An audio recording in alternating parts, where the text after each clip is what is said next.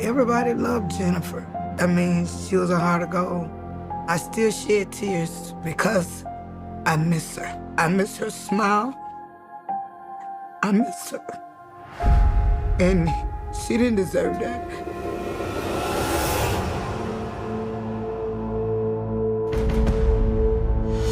She was laying on a mattress, a plastic bag over her head, and she was nude from the bra down.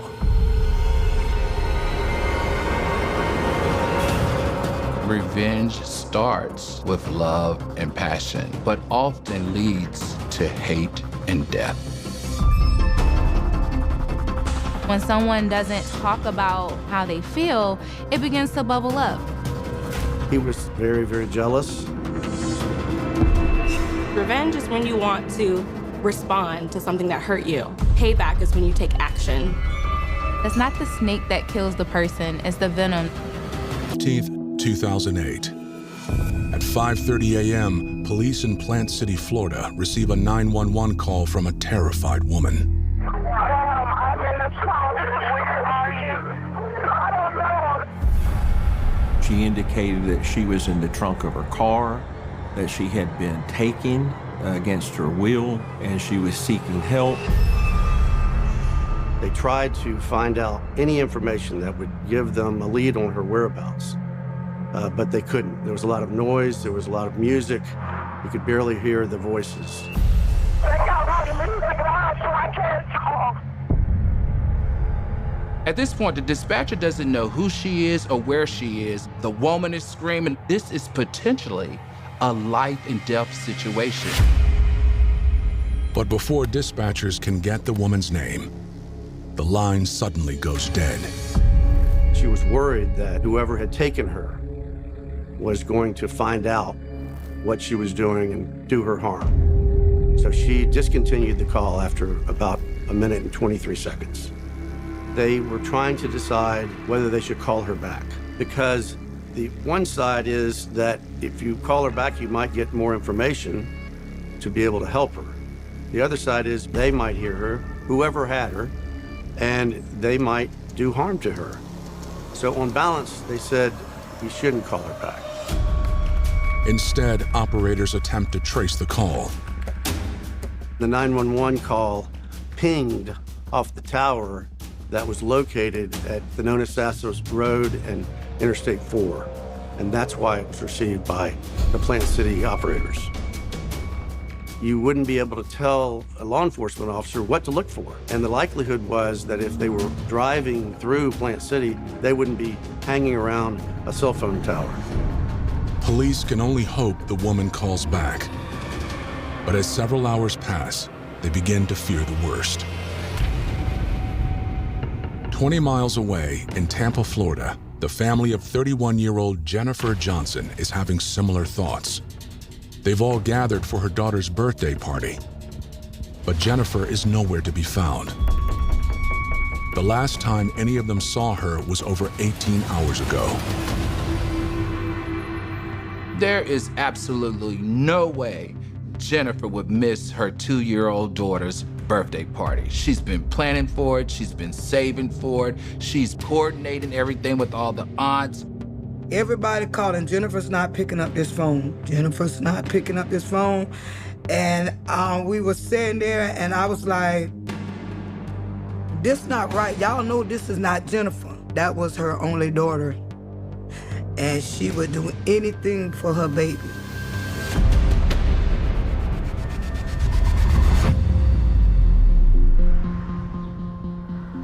Jennifer Johnson was born on May 12, 1977, in Santa Ana, California. The oldest of 3 sisters raised in a large, tight-knit family. Jennifer was headstrong, independent, didn't ask nobody for nothing. She was raised by her mother, but she was also raised by my mother. Jennifer was only 7 when the family relocated, so she did most of her growing up in Marianna, Florida. From a little girl, she always loved to braid. I mean, that was a gift that God gave her. She knew I love hairdos, and she would make deals with me. Auntie, if you do this for me, I'll do your hair. So she did everybody's hair. Everybody go to Jennifer. Hairdressing turned out to be more than just a childhood hobby. After high school, Jennifer took a job in Tampa so she could save enough money to open her own salon.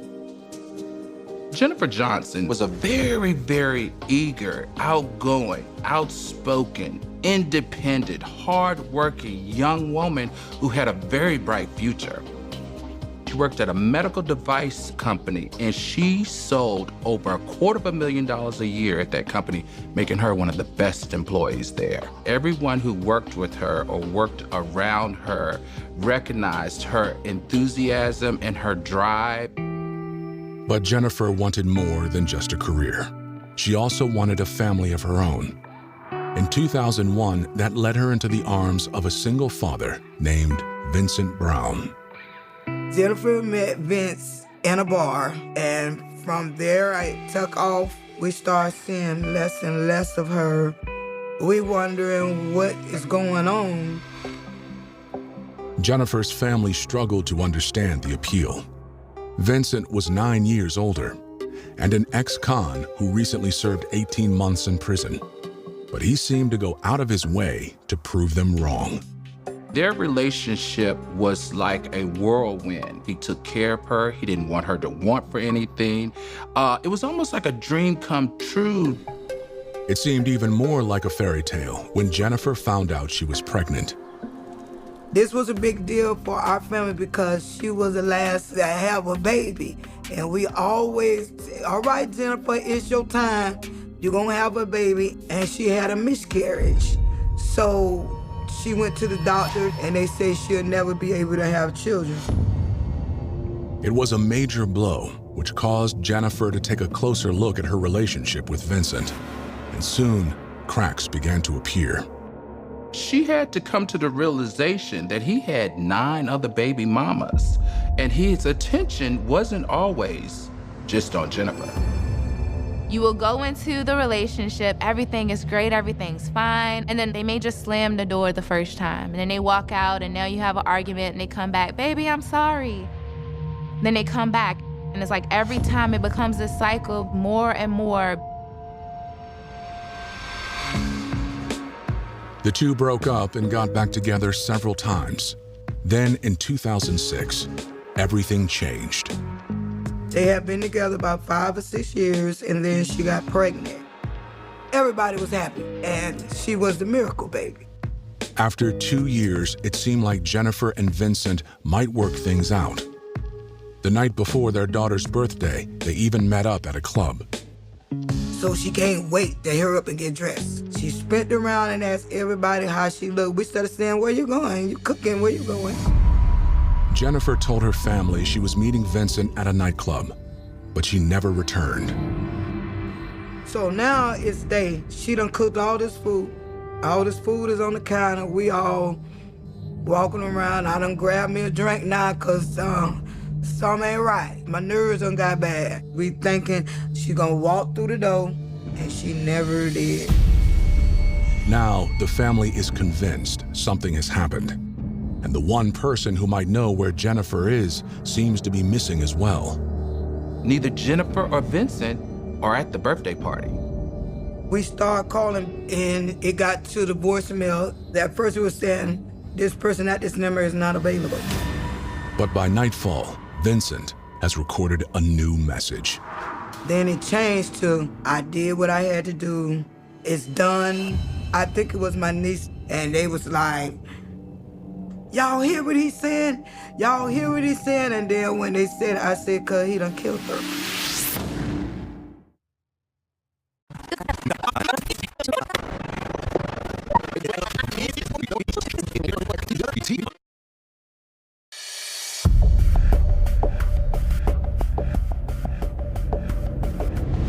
"31-year-old Jennifer Johnson has disappeared after a night out with the father of her child, Vincent Brown. And after her family hears his disturbing voicemail message, they immediately call police. According to them, there have been red flags from the beginning of the relationship. Vincent Brown had 9 baby mamas, and it was always, you got to compete against all these baby mamas. I said, girl, leave that. I feel she knew she deserved better, but she got caught up. She fell in love. She wanted us to like him, you know, but then the bad things that he started doing, then that made me like push away from him. The family's biggest concern was Vincent's alleged drinking and the violence that sometimes came with it. He could be sometime the good person, and then he'll turn into an evil person and do evil things. And then I start hearing the rumors of his other baby mama, how he used to beat her. I asked Jennifer about it, and she was like, Auntie, I got it. She stopped telling us anything. So we on the outside trying to look in. Victims of intimate partner violence often overlook the red flags. I mean, they're blinded by love. This person who abuses them doesn't start off by just abusing them. It happens slowly. They first start off by charming them, by making them feel like they're beautiful, that they're loved, like they're the only one. And then slowly, those actions get more harmful.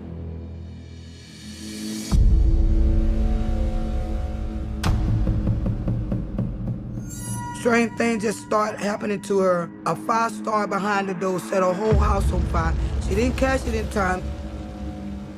Then there was another incident. Jennifer always wore a lot of jewelry, and I don't know how they got into her house. All I know, they broke into her house and they robbed her. Some of Jennifer's family believe Vincent was the one responsible. So they the only 2 in the house. She's not gonna set fire to her house. Everybody kept saying, Vincent's setting this up because it's too much stuff back to back. Jennifer did try to leave Vincent on several occasions, but each time he did whatever it took to change her mind. He gave her this miracle baby that meant the world to her. That does make it hard for anybody to walk away. Why would I break up my family when the one thing I wanted was a family?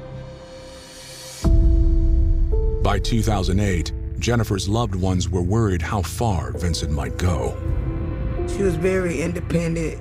She had her own car, her own house, and I believe he got mad about that. He started envying her. His love started turning into hate because he seen what type of woman she was. She didn't need him. That family had to watch this very gregarious woman go from being outgoing and independent to being isolated and very private. That was very awkward for that family to experience because they even had to go through 3 years of multiple police reports and arrests of Vincent abusing Jennifer. Now they believe Vincent followed through on his threats. Jennifer is not gonna miss her baby birthday party. She's the hostess out. I mean, we're gonna give a party and she's not here? Come on now, y'all know that girl love her baby too much for that. Plant City police aren't as certain. Since it's been less than 24 hours, they advise waiting to file a report. So, Jennifer's family decide to take matters into their own hands. We just jumped in our cars. We went looking everywhere we thought she would be. We was in the river, we was in the tunnels, we was in the lake, we was under the rug. The police were saying this family is real forceful, and they had to back us up, telling us to let them do their job. So now here's the kicker. We goes to his mama's house. And when we get there, we looking down on the ground and you can see where it been like a scuffle. You know, if you dance around in it, your footprints, everything. So the dirt had been disturbed. The family immediately calls police again. And this time, they sent someone. And when the police came, he went to walking around. He picked up a bracelet. He picked up earrings. ring, ankle bracelets. And he put it all on top of his notepad. And we say, this is Jennifer's jewelry. Vincent's mother admits she saw Jennifer the night before, arguing with her son in the driveway. But when the family asks to search the house, she threatens to charge them all with trespassing. Once they told us that we was trespassing, we left, but we did come back. We couldn't come to the fence, but we circled the block. Along the side of the house, hidden from view, they claimed to spot something strange. A vehicle completely covered by a tarp. That was her car, and we didn't know.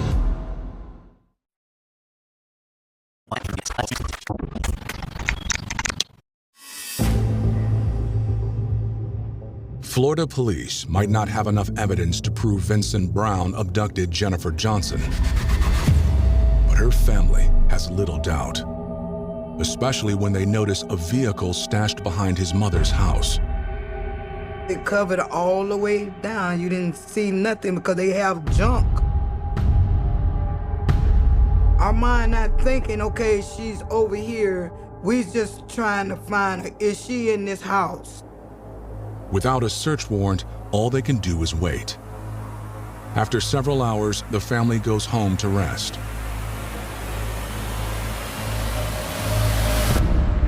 But when they return bright and early the next morning, something is missing. When we go back, one of my nieces say, man, we should have checked that tarp, but it's gone. The tarp on the ground now, but the vehicle is gone. The number one suspect was Vincent. We saw that they got in an argument, and he was the last person seen with her. On Sunday, November 17th, 2 days after Jennifer's disappearance, Vincent surprises everyone by turning himself in on an unrelated crime.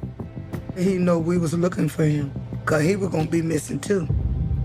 But his family made him turn himself in on a drug charge. So when they find her, they can't say he did it because he was in jail.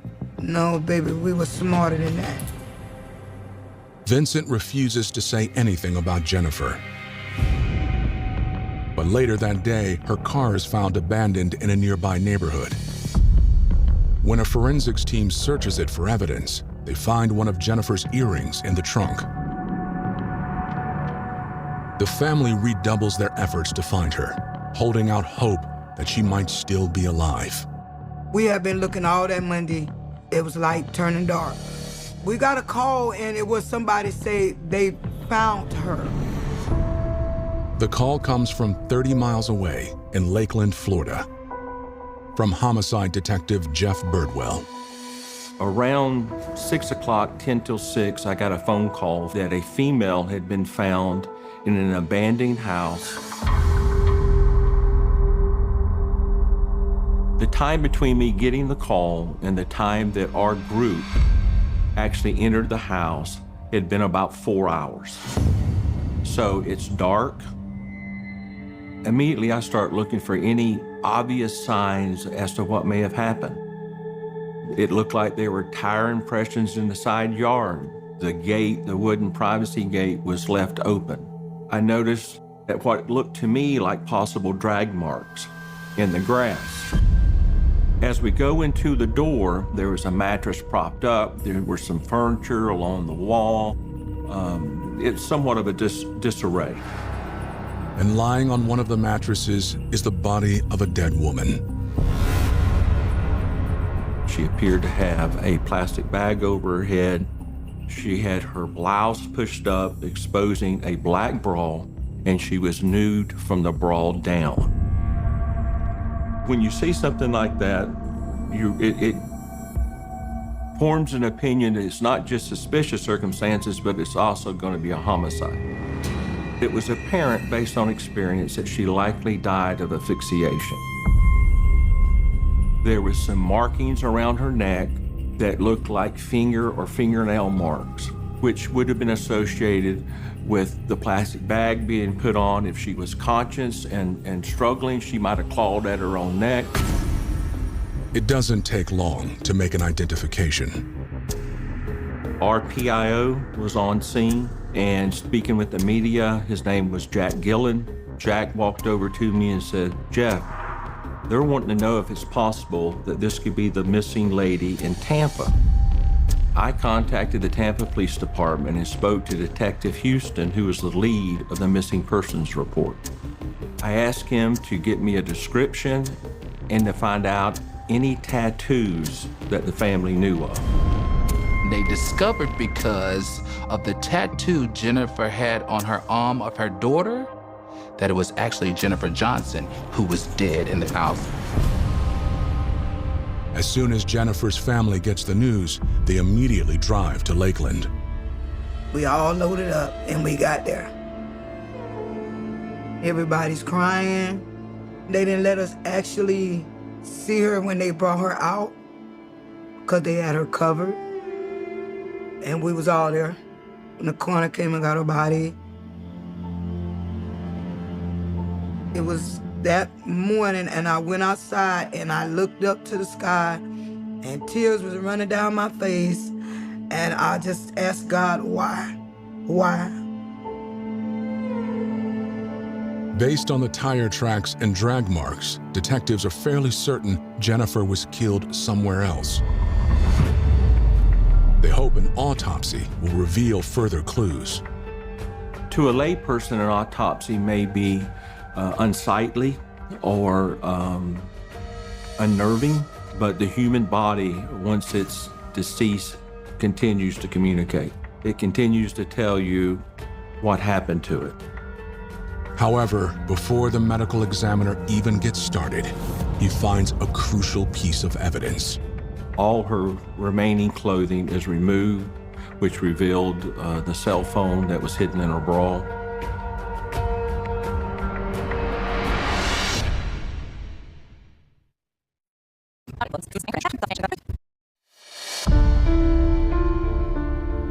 For investigators, the autopsy of 31-year-old Jennifer Johnson is a crucial step toward catching her killer. But for her family, it's heartbreaking. She had dry tears coming down her eyes. And I just took the sheets and I just took them off of her because I wanted to see, what did you do to my niece? Why did you do this to her? She did not deserve this. I noticed he had broke her wrist. He had broke her speech box. That's why nobody heard no scream. She was tortured. And like the coroner said, she was seeing everything that was did to her. She died slow. The plastic bag used to suffocate Jennifer is from the store where she purchased supplies for her daughter's birthday. You put the bag over her face, then you put another garbage bag over her face, and pulled until you broke her neck. Worse still, there's evidence the killer sexually assaulted Jennifer after she was dead. That's why I know he was an evil person, because how dare you have sex with someone's dead that's not responding back to you? How can you do that? It hurts. It hurts this day. It hurts when I talk about it. It hurts because it sent me in a dark place. When investigators search Jennifer's phone, they discover she tried to call 911 twice in the hours leading up to her death. The first time, it wasn't successful. The second time, it went into the emergency department at the Plant City Police Department, and she told them that she was in the trunk of a car. Jennifer's voice is hard to make out over the loud music, but one section of the call is clear, and it raises more questions than it answers. I'm in the trunk. Where are you? I don't know. They got all this around so I can't talk. Until now, the evidence seems to point to only one killer, Vincent Brown. But Jennifer said they. Did he have help? Or is it possible he might be innocent? in all law enforcement, but never more than from an investigator's standpoint. You approach everything like a parachute. It works better when it's open. So we're open-minded. We don't try to formulate the cause and the effect before we know the external circumstances. The only things investigators know for sure is that Jennifer went to a Tampa club that night and called 911 from the trunk of her car hours later. That was the last of any communication from her. So an assumption would be that the final attack on her probably occurred at that time. From there, she was taken down I-4, back eastbound towards Lakeland. It's unknown to us through our investigation if the suspect in this case, her estranged boyfriend, Mr. Brown, if he knew people in that general area. However, there's no evidence Jennifer had ever been there with Vincent. So detectives go back to the nightclub in Tampa instead to retrace their steps. Employees remember seeing Jennifer late Friday night, having fun with friends. They were saying she was spinning around. She had the biggest smile. But when Vincent arrived, Jennifer actually didn't seem happy to see him. Witnesses say they got into an argument over their daughter's birthday party. I think he promised her, I'm gonna give her $100 for the baby, but she told him, I don't need your $100, and I don't want you there. And he said, don't F around.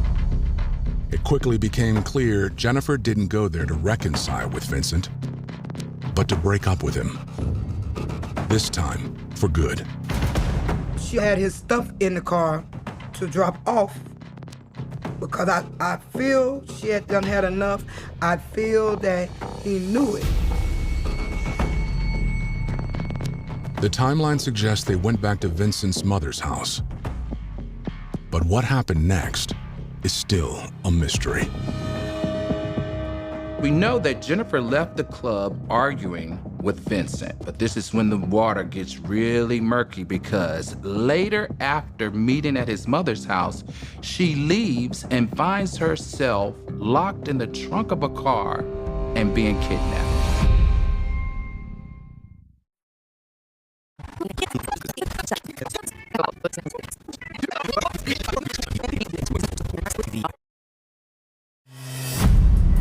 A violent ex-boyfriend, a terrifying abduction, and a mysterious accomplice. For Florida police, it all adds up to a murder plot. But they still don't have enough evidence to connect Vincent Brown to the death of Jennifer Johnson. At this point, investigators have stopped looking into a second suspect and are focusing solely on Vincent. And they soon receive unexpected help from one of Vincent's friends, nicknamed Dog. They've been friends ever since they were little kids. And he said he loved Jennifer. She didn't deserve that. Dog tells investigators Vincent showed up at his house the morning Jennifer had been killed. And one thing immediately stood out as strange. He was driving Jennifer's car. He knew something was wrong because you driving Jennifer's car. Jennifer's not gonna give you her car. And Vincent, he don't smoke Newports. Jennifer smoked Newports. He got Newports in his hand. Dog's wife asked, where's Jennifer? And he said, thumbs down. That bitch up under the bridge dead. That's what he said. Dog says he and his wife didn't know if Vincent was joking or not. But he needed a place to stay that night, and they let him. The next morning, they found out it was true. His wife heard it all on the news, and she got up and she told her husband, get him out of our house.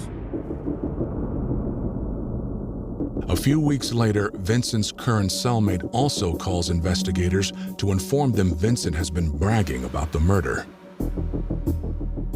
According to him, Vincent said he did it because he couldn't stand losing Jennifer to another man. When Jennifer was ready to move on, that's exactly what she did. She started to date. Look, she's a beautiful woman and doing very well at her job. But guess what? Vincent wasn't having that. Vincent stated, if I can't have her, no one can have her. He knew how good she was. Even though Jennifer had all of it before him, because she shared it with him and walked away, the time that they built together, he thought that he owned it. His ego didn't allow proper decision-making as an adult. Between the two witness statements, detectives think they can paint a clear picture of what happened that night. On November 15th, 2008, Jennifer Johnson was at a bar in Tampa. She had a boyfriend that was very, very jealous, and he came to the bar, found her. After arguing and leaving the nightclub, Vincent did convince Jennifer to go to his parents' house to talk. The talking at the parents' house then led to a very heated argument. Now, this is 3 o'clock in the morning. This argument was so ugly that Jennifer decided to leave. But she wasn't able to get far because he followed her and they started to scuffle in the driveway.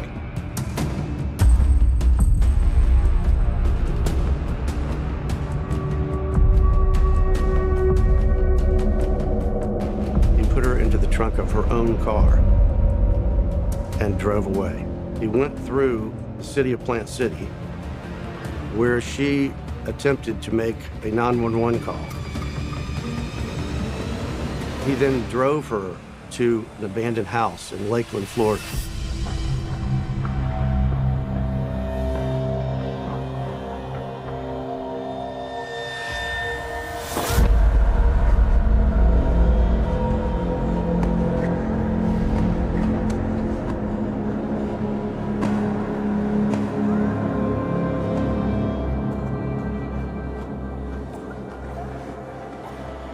Put 2 bags over her head and killed her. Investigators now believe they have enough to press charges against Vincent. In January 2009, he's indicted on counts of kidnapping and first-degree murder. Everybody took him for granted. Nobody thought he had that in him. And he's an evil person. He don't never ever need to get on this side of the earth again because he's gonna do it to someone else.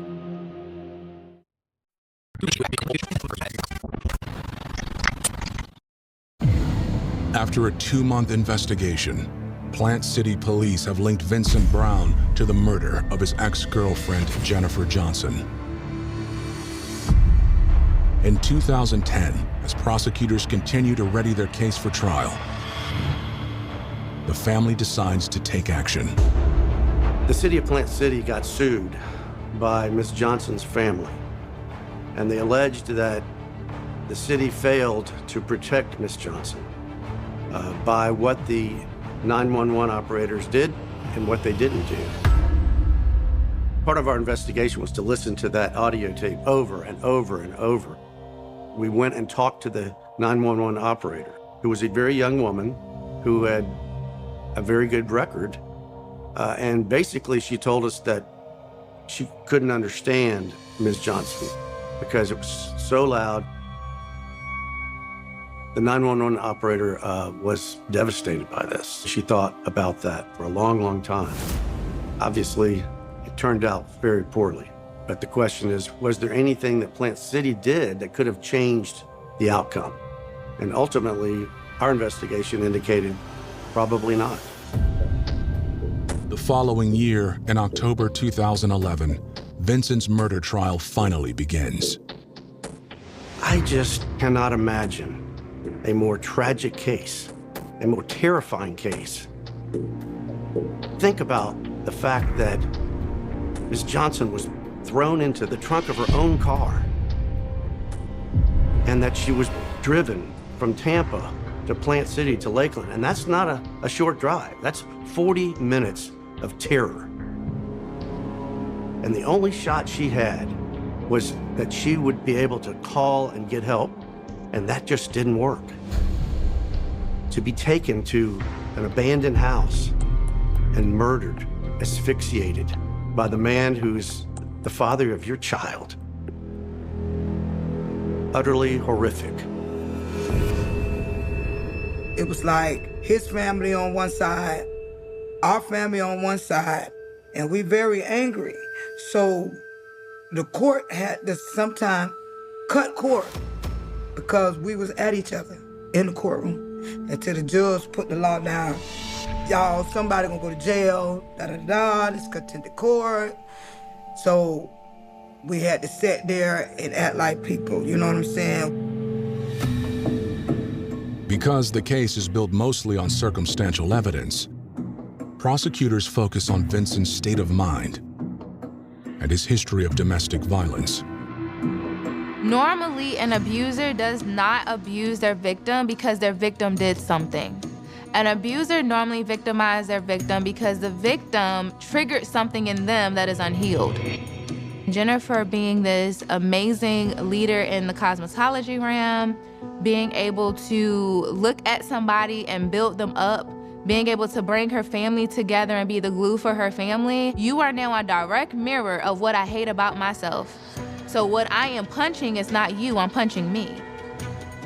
Jennifer was a loving parent who really wanted Vincent to be a part of her and her child's life. And as a result of that, she sacrificed her emotional well-being, her physical well-being, and her life. But the defense is quick to point out that Jennifer's 911 call never identifies Vincent as her abductor. According to them, his only crime is the drug charge, which already sent him to jail. Vincent even takes the stand to tell the jury his side of the story. I really wasn't trying to hear what he had to say because he had done broke our heart. My anger is how can I get through these doors to get to him? Only thing I remember that he smiled. He smiled at us. Like he said on his voicemail, it's done. He did what he had to do. He had to do what he had to do. And he did it. In the end, the jury sides with the prosecution. On November the 16th, 2011, Vincent Brown was convicted on all charges.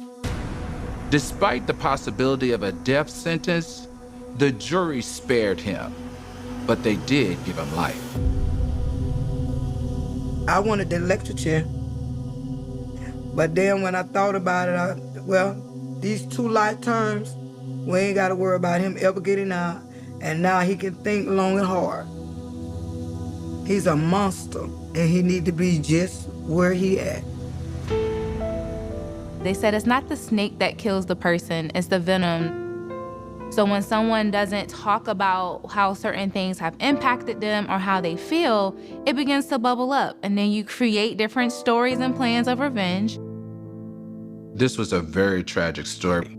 It's an intersection between domestic violence and a love affair. Domestic violence, 80% of the time, leads to death. And that's exactly what happened with Vincent Brown and Jennifer Johnson.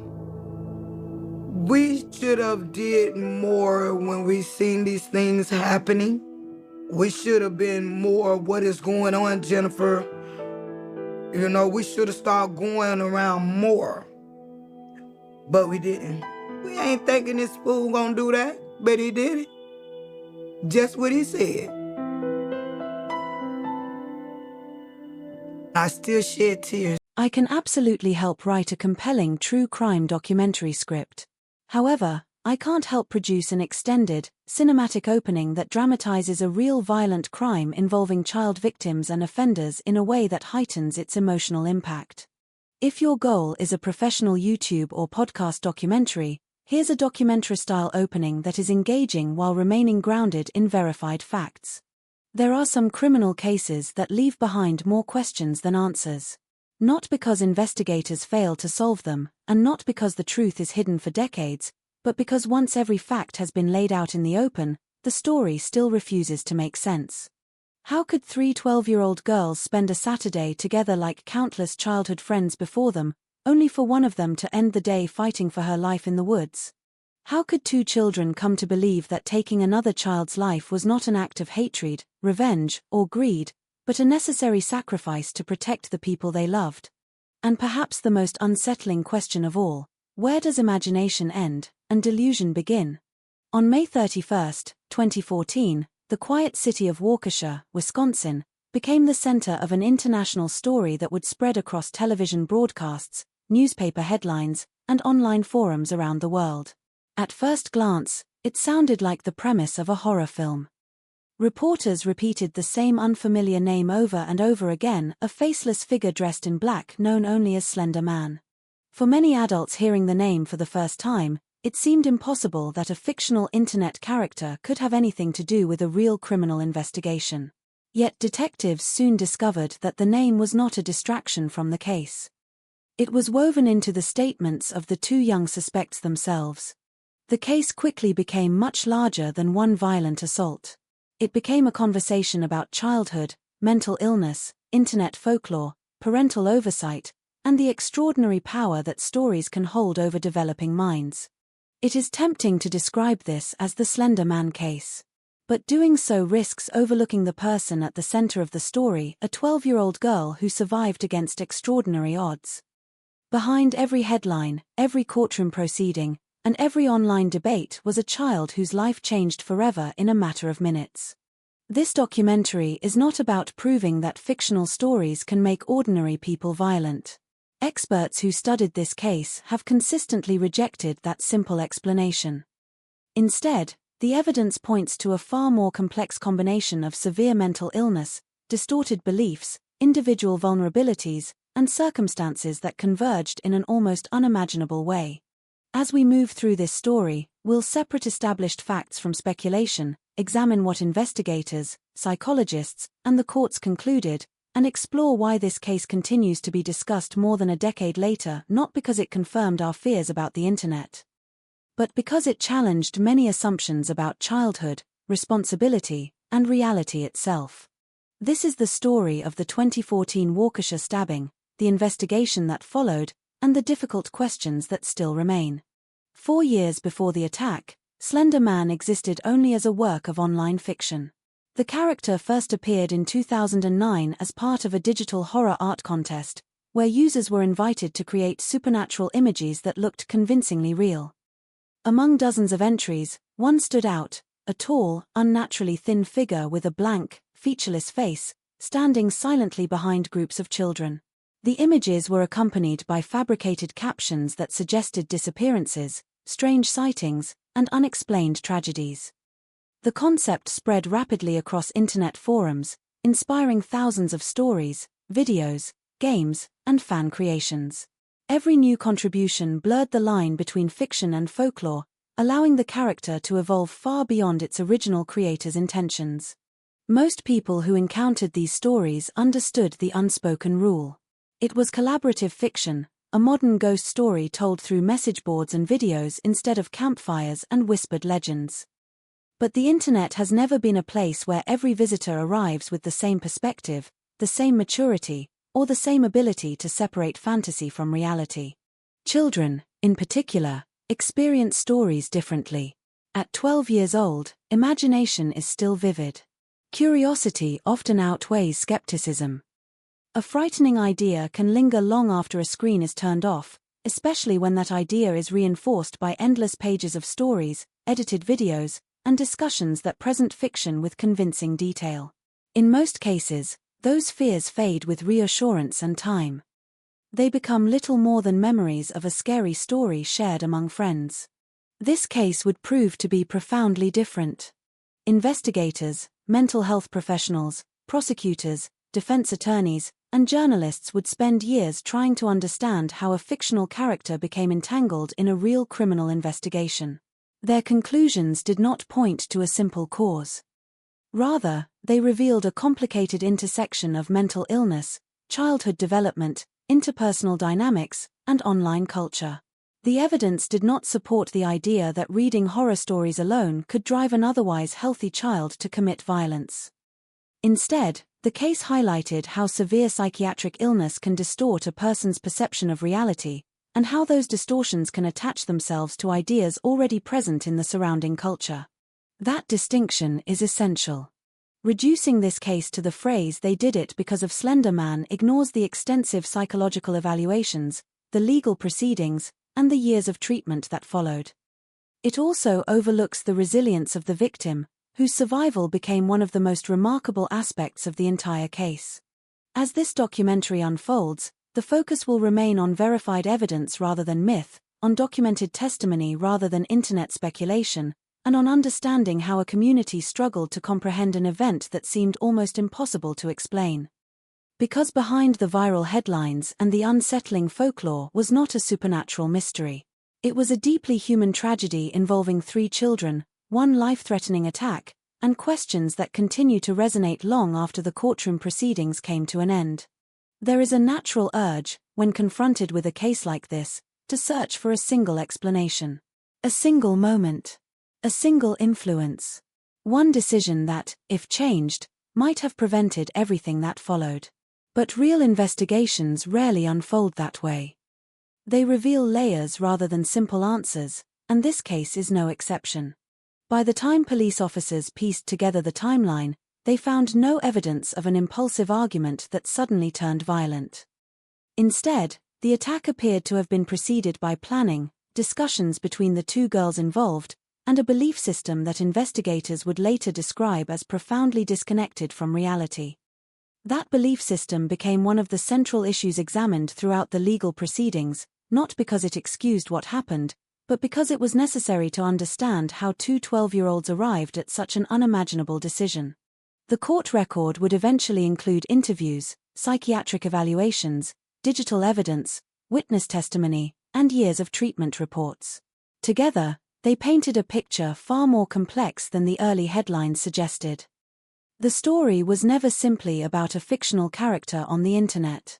It was about how severe mental illness can shape perception, how childhood friendships can become deeply influential, and how vulnerable minds may interpret fiction in dramatically different ways. At the center of all of this was a young survivor. Against overwhelming odds, she lived. Despite suffering life-threatening injuries, she managed to reach a place where help could find her. Emergency responders, surgeons, and hospital staff worked to save her life, and she eventually recovered physically, although the experience would become an enduring part of her life story. In the years that followed, she chose largely to remain out of the public spotlight, a reminder that behind every widely discussed criminal case is a real person whose life extends far beyond a single news cycle. The events of May 31, 2014, would change far more than the lives of the 3 girls involved. Families were forced to confront unimaginable realities. Investigators encountered a case unlike any they had previously handled. Mental health professionals were drawn into a national conversation about juvenile illness and criminal responsibility. Courts were asked to determine how justice should be applied when the accused were children. Parents across the United States found themselves asking difficult questions about internet culture, childhood development, and conversations they had never expected to have with their own children. More than a decade later, the case continues to be studied not because it offers easy answers, but because it resists them. It stands as a reminder that extraordinary crimes often emerge from an intersection of many factors rather than a single cause, and that understanding those factors requires patience, evidence, and empathy. To understand how an ordinary spring weekend in a quiet Wisconsin community became one of the most widely discussed juvenile criminal cases in modern American history, we have to begin long before police tape surrounded a wooded park, before courtroom testimony filled national headlines, and before the name Slender Man became known around the world. We have to begin with 3 ordinary 12-year-old girls, whose lives appeared, from the outside, to be remarkably ordinary. On the morning of May 31, 2014, Waukesha, Wisconsin, looked much like any other American suburban community preparing for the start of summer. Located just west of Milwaukee, the city had long been known for its quiet neighborhoods, public parks, and schools where families expected their children to grow up in relative safety. It was the kind of place where weekend birthday parties, sleepovers, and bike rides were ordinary parts of childhood. Nothing about that Saturday suggested it would become one of the most closely examined juvenile criminal cases in the United States. The 3 girls at the center of the case were all 12 years old. They attended school in the same community and shared a friendship that, from the outside, appeared typical of many middle school relationships. Like many children their age, they spent time talking about books, games, internet videos, and fictional characters. Adults around them saw children approaching adolescence, navigating friendships, and developing their own interests. As investigators later reconstructed the timeline, they found that the events of the day unfolded gradually rather than suddenly. The girls had spent time together during a birthday sleepover before leaving the house the following morning. They visited public places, interacted with other people, and moved through the community without attracting attention. Nothing in those early hours prompted witnesses to believe that a violent crime was about to occur. The broader cultural context also became an important part of understanding the case. By 2014, internet access had become a routine part of everyday life for many young people. Online forums, video platforms, and collaborative storytelling communities allowed fictional characters and urban legends to spread rapidly across the world. One such creation was Slender Man, a fictional horror figure that had originated several years earlier as part of an online creative project before evolving through stories, artwork, videos, and fan discussions. For the overwhelming majority of readers, these stories were understood as fiction. They belonged to a genre of online horror commonly referred to as creepypasta, in which authors intentionally created unsettling fictional narratives designed to entertain and frighten. Researchers and mental health experts have emphasized that there is no evidence that exposure to these stories alone causes otherwise healthy individuals to commit violent acts. That distinction would become especially important as the investigation progressed. Rather than identifying a single cause, investigators, clinicians, and the courts examined a combination of factors, including the developmental stage of the children involved, their interpersonal relationships, and documented mental health concerns. The legal proceedings that followed reflected that complexity, moving beyond sensational headlines to consider extensive psychological evaluations and expert testimony. Looking back, the setting of this case serves as a reminder that extraordinary events can emerge from environments that appear entirely ordinary. Waukesha was not defined by violence before this incident, nor did the community anticipate becoming associated with a case that would receive international attention.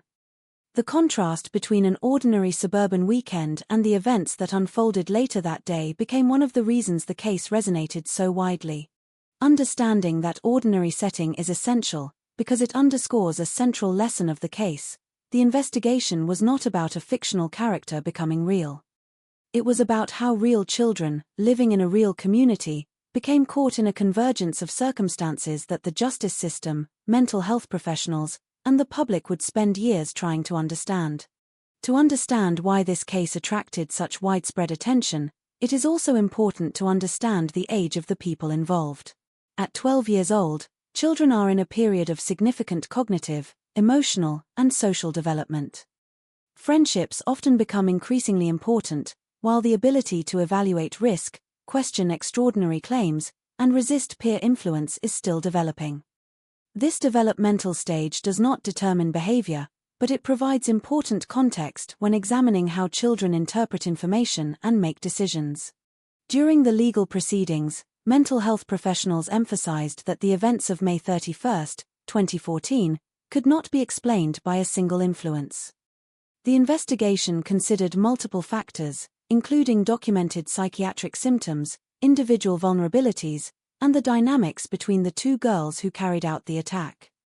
The resulting picture was considerably more complex than the early public narrative, which often focused almost exclusively on the fictional character of Slender Man.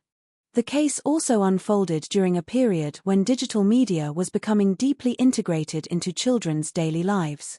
Stories no longer spread only through books or television. Online communities allowed fictional narratives to evolve continuously as thousands of users contributed artwork, videos, and new chapters to shared stories. In that environment, horror fiction could appear unusually immersive, particularly for younger audiences who lacked the experience to recognize how collaborative defendants and other personal and interpersonal factors. This distinction became central to both the criminal proceedings and the Internet storytelling worked. Experts who later reviewed the case consistently cautioned against drawing overly simple conclusions. Millions of people had encountered the same fictional stories without committing violent acts. The evidence presented in court instead pointed toward the interaction between severe mental illness in one of the defendants and other personal and interpersonal factors. This distinction became central to both the criminal proceedings and the broader public discussion that followed. For the families involved, however, those larger debates were still in the future. On the morning of the incident, their concerns were far more ordinary. A birthday celebration had recently taken place, and the girls were spending time together as many children do during school breaks and weekends. There was little reason for parents to believe that the day would become a defining event in their lives. As investigators later reconstructed the timeline through interviews, surveillance footage, and witness statements, they found that the girls' movements through Waukesha appeared unremarkable for much of the day. They visited familiar public locations and interacted with others without raising suspicion. The significance of those seemingly ordinary moments became apparent only after the attack, when detectives worked backward to understand how the sequence of events had unfolded. The contrast between the normal rhythm of the day and the violence that followed contributed to the enduring impact of the case. It challenged assumptions about where serious crimes occur, who commits them, and how warning signs are recognized.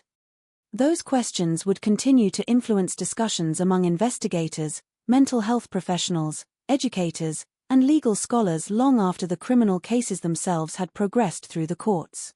By the time law enforcement began piecing together what had happened, it was already clear that this investigation would extend well beyond establishing the basic facts. It would require careful examination of psychology, juvenile justice, digital culture, and the difficult task of understanding actions carried out by children whose perceptions of reality were not the same. That broader context forms the foundation for everything that followed in the investigation and the legal proceedings. As the investigation progressed, another important aspect of the setting came into focus: the legal and social environment in which the case unfolded. Wisconsin, like many U.S. states, has laws that allow certain serious offenses committed by juveniles to be prosecuted in adult court under specific circumstances. Because of the severity of the attack, the decisions that prosecutors would later make were closely watched by legal experts across the country. Those decisions did not occur in isolation. They reflected broader questions about how the justice system should respond when very young offenders are involved in violent crimes, particularly when credible evidence of mental illness is presented. Throughout the proceedings, the courts were asked to balance public safety, accountability, treatment, and the developmental differences between children and adults. The community of Waukesha also faced challenges that extended beyond the courtroom. Residents struggled to reconcile the event with their understanding of the place they called home. Schools, families, and local officials were confronted with difficult conversations about children's mental health, online activity, and the ways adults recognize when a young person may need professional support. Although the case received international attention, its most immediate effects were felt by classmates, teachers, neighbors, and relatives whose daily lives had been directly touched by the incident. Media coverage introduced another layer of complexity. Early reports frequently emphasized the name Slender Man, sometimes presenting the fictional character as though it were the central explanation for the crime. As additional evidence became public through court filings, psychological evaluations, and expert testimony, a more nuanced picture emerged. The legal record showed that the case involved documented psychiatric concerns, extensive forensic evaluation, and multiple contributing factors rather than a single cultural influence. That distinction remains important when examining the case today. Researchers and clinicians have consistently cautioned against attributing violent behavior to a single book, website, game, or fictional narrative. Human behavior, particularly in complex criminal cases involving mental illness, rarely has one cause. Understanding these events requires considering the interaction of psychological, developmental, social, and environmental factors together. Looking back more than a decade later, the Waukesha stabbing continues to be referenced in discussions about juvenile justice, forensic psychiatry, and digital media. It is studied not because it provides simple lessons, but because it illustrates how difficult it can be to separate public perception from documented evidence. The headlines that first introduced the case captured global attention, but the years of investigation and court proceedings revealed a far more complicated reality. With that broader context established, the focus can now shift away from the community and the legal landscape to the people whose lives were changed forever. Before the attack became an international news story, before investigators assembled timelines and experts testified in court, there were simply 3 12-year-old girls whose paths converged in ways that no one around them could have anticipated. Understanding who they were and how their relationships developed is essential to understanding everything that followed. Before she became known as the survivor of one of the most widely discussed juvenile criminal cases in the United States, Payton Leutner was simply a 12-year-old girl living an ordinary life in Waukesha, Wisconsin. Like many children her age, her world was defined by school, family, hobbies, and friendships. The routines of childhood shaped her days, attending classes, spending time with classmates, looking forward to weekends, and making plans that rarely stretched beyond the next birthday party or school vacation. There was nothing about her daily life that suggested she would one day become the focus of international headlines. Friends and family described her as kind, thoughtful, and easy to get along with. She was at an age when friendships could feel deeply important, sometimes changing quickly as children discovered new interests and new social circles. Sleepovers, shared jokes, and long conversations were part of growing up, and those relationships often carried an emotional significance that adults sometimes underestimated. One of those friendships connected her with Morgan Geezer and Anissa Weier. The 3 girls attended the same school community and had spent time together before the events of May 31, 2014. From the perspective of adults around them, there was little to distinguish their friendship from countless others among middle school students. They talked about books, games, and stories that interested them. Like many children in the early 2010s, they also lived in a world where the internet was becoming an increasingly common source of entertainment and conversation. Looking back after the investigation, many people searched for obvious warning signs. They wondered whether someone should have recognized that something was wrong or whether the friendship itself had appeared unusual. The available evidence, however, suggested that the situation was far more complicated than it appeared from the outside. Relationships between children are often private, shaped by conversations and experiences that parents and teachers never witness directly. For Payton, there was every reason to believe she was spending time with friends. That ordinary expectation is one of the most striking aspects of the case. The trust that exists between children is often simple and direct. Invitations to birthday celebrations are accepted without suspicion. Plans for sleepovers are made with excitement rather than concern. A walk to a nearby park or wooded area can seem like nothing more than another adventure during a school break. Those assumptions are part of a normal childhood. They also explain why this case resonated so deeply with families across the country. Many parents saw their own children reflected in the ordinary details that preceded the attack. Nothing about the weekend initially appeared extraordinary. It began with familiar routines that could have unfolded in almost any suburban neighborhood. As the criminal investigation unfolded, public attention frequently focused on the 2 girls accused of carrying out the attack. Their psychological evaluations, court proceedings, and statements to investigators became the subject of extensive reporting. Comparatively little was known about Payton herself. That relative absence was largely intentional. Over the years, Payton and her family maintained a considerable degree of privacy. Rather than becoming regular public figures, they chose to keep much of their personal lives out of the media. This decision reflected a reality shared by many victims of violent crime. Surviving an event does not mean wishing to relive it repeatedly through interviews and public attention. What is known comes primarily from court records and a small number of public statements. Those records show not only the severity of the injuries she suffered but also the remarkable resilience that followed. Medical professionals who treated her described injuries that were life-threatening. Yet through emergency medical care, surgery, and recovery, she survived. Her survival became one of the defining facts of the entire case. It is important to remember that this story is not solely about an act of violence. It is also about the life that continued afterward. Recovery from traumatic events is rarely measured only by physical healing. It often involves years of emotional adjustment, rebuilding trust, and finding ways to move forward while carrying memories that cannot simply be forgotten. The public has only limited insight into that process because Payton has largely chosen to live outside the spotlight. That choice deserves respect. While the criminal proceedings generated widespread attention, her life has never been defined exclusively by what happened on one day in 2014. In many ways, that perspective helps place the case in its proper context. Criminal investigations naturally concentrate on evidence, motives, and legal responsibility. Documentary storytelling, however, also benefits from remembering the people whose lives existed before the crime occurred and continued long after the headlines faded. Before investigators reconstructed timelines, before psychologists evaluated the defendants, and before courtrooms debated questions of juvenile justice and mental illness, there was simply a 12-year-old girl looking forward to spending time with friends. The events that followed would change the course of her life forever, but they did not erase the ordinary childhood that came before them, nor the determination that allowed her to survive afterward.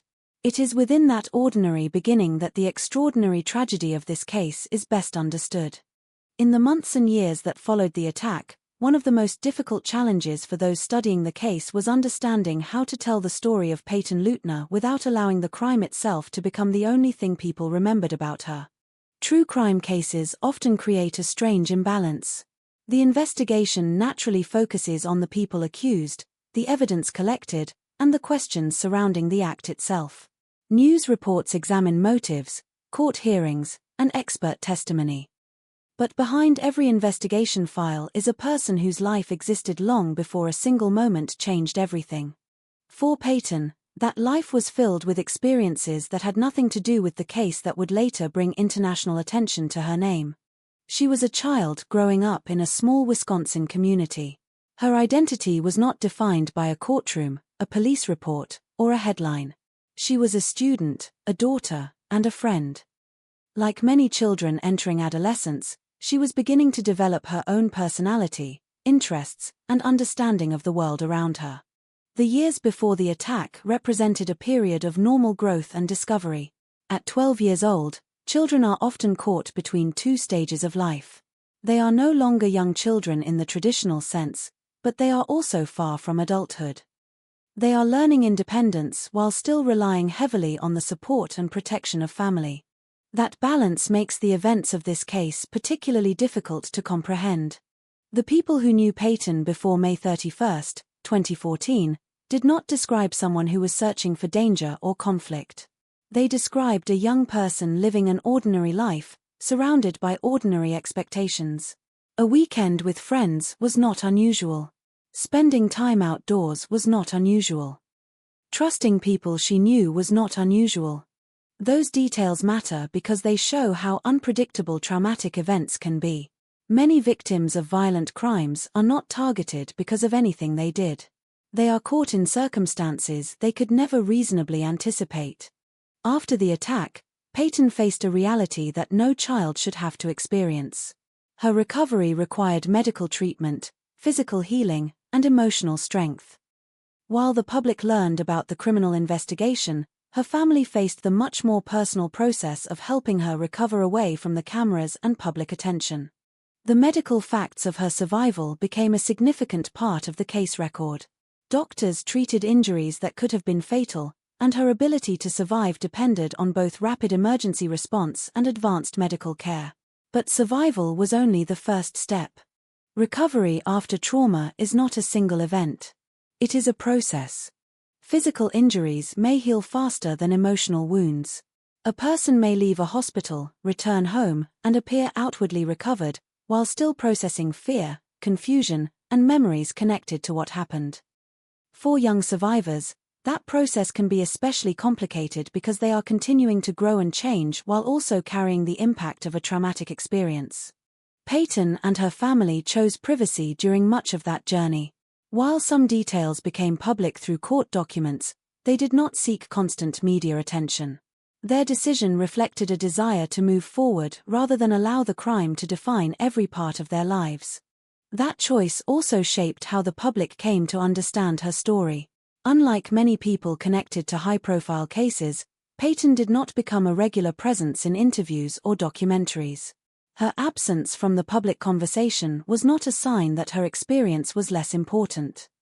Instead, it highlighted the reality that victims often deserve space to recover without being repeatedly asked to revisit the worst moments of their lives. The case also changed the way many people viewed victims of violent crimes.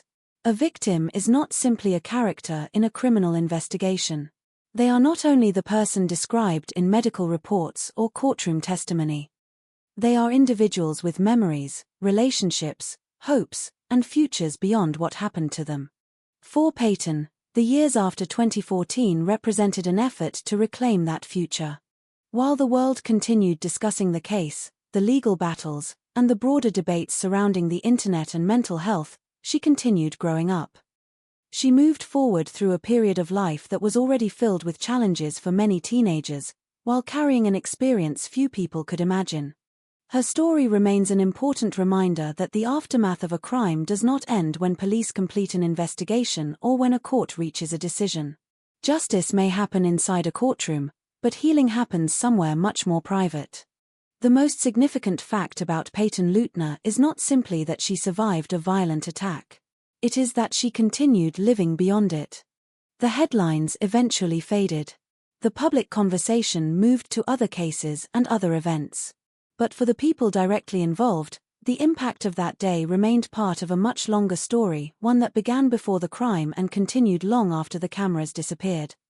One of the most important lessons from the Waukesha case is that a victim's story does not begin with the crime committed against them, and it does not end when the legal system reaches a conclusion. For Payton Leutner, the world first learned about her through the circumstances surrounding the attack. Her name appeared in news reports, court documents, and public discussions. But long before she became known as the survivor of a nationally recognized case, she was simply a young person growing up, building relationships, and experiencing the ordinary moments that make up childhood. That distinction became increasingly important as the case developed. Public attention often moved toward the questions that naturally arise in a criminal investigation. What happened? Why did it happen? Who was responsible? Those questions were necessary for investigators and the courts to answer. But they also created a risk that the person most directly harmed could become reduced to a single event. For victims, especially children, that reduction can be deeply unfair. A traumatic experience may become the most visible part of their public identity, even though it represents only one moment in a much larger life. The available information about Payton after the attack reflects someone who chose a different path from the one many public figures in high-profile cases take. She did not build a public identity around what happened to her. She did not become a constant voice in the media conversation. Instead, she and her family largely stepped away from public attention and focused on recovery. That decision also shaped the way people discussed the case. Without frequent interviews or public appearances from Payton, much of the conversation naturally centered around the defendants, the legal arguments, and the psychological evaluations presented in court. Yet the reason the investigation existed in the first place was because of the harm experienced by a real person. Keeping that perspective is essential. When experts discuss violent crimes involving children, they often emphasize the importance of recognizing both immediate and long-term consequences. The effects of trauma can influence many areas of a survivor's life, including relationships, sense of safety, and emotional well-being. At the same time, survivors are not defined only by what happened to them. They continue to develop, create new memories, and form identities beyond the traumatic event. Payton's recovery became a quiet example of that process. While the public debated larger issues surrounding the case, the role of internet culture, questions of juvenile responsibility, and the relationship between mental illness and criminal behavior, her personal journey continued away from the public stage. The attention surrounding the case eventually changed. News coverage decreased. Court proceedings concluded. Public discussions moved toward other events. But for those directly affected, the impact of the incident did not disappear simply because the media moved on. This is a reality common to many survivors of violent crimes. The legal system operates through timelines, investigations, trials, verdicts, and sentences. Personal recovery does not follow the same structure. Healing is not completed when a judge delivers a decision or when a news cycle ends. For Payton, the most significant part of her story is not only what she endured, but what came afterward. She survived a moment that could have ended her life, and she continued forward despite the attention and circumstances surrounding her. Her experience remains at the center of the case, not because of the violence that occurred, but because it represents the human cost behind every criminal investigation. Behind every report, every piece of evidence, and every legal argument, there are people whose lives continue beyond the events being examined. Understanding that is essential when looking at the Waukesha case as a whole. The story is not only about what happened in a Wisconsin park in 2014. It is also about resilience, privacy, recovery, and the importance of remembering victims as complete human beings rather than simply as names connected to a crime. The morning of May 31, 2014, began in a way that appeared completely ordinary. It was the kind of day that, in another timeline, might have been remembered only as another weekend in the lives of three 12-year-old girls. There was no obvious sign that anything unusual was about to happen. No warning that a friendship between children would soon become the focus of a criminal investigation. No indication that a quiet community in Wisconsin would become known around the world because of what happened that day. The three girls had spent time together following a sleepover. Like many children their age, they had shared conversations, entertainment, and the private world of friendship that exists between young teenagers. At that age, friendships can feel like entire worlds. The opinions of friends can carry enormous weight, and experiences shared together can seem more important than almost anything else. According to investigators, the events that followed were not the result of a sudden disagreement or an argument that escalated unexpectedly. Evidence later presented in court indicated that the attack had been planned in advance by Morgan Geezer and Anissa Weier. The plan involved taking their friend, Payton Leutner, to an area of woods in Waukesha. At the time, there was nothing unusual about going outdoors. For children in suburban communities, parks and wooded areas often represent places of exploration, conversation, and independence away from adult supervision. But on this day, that familiar setting became the location of a crime that would transform three young lives. Investigators later learned that Morgan and Anissa had developed a belief connected to the fictional internet character Slender Man. Their statements to police and later court proceedings revealed that they believed the character existed and that harming someone was connected to protecting themselves and their families from a perceived threat.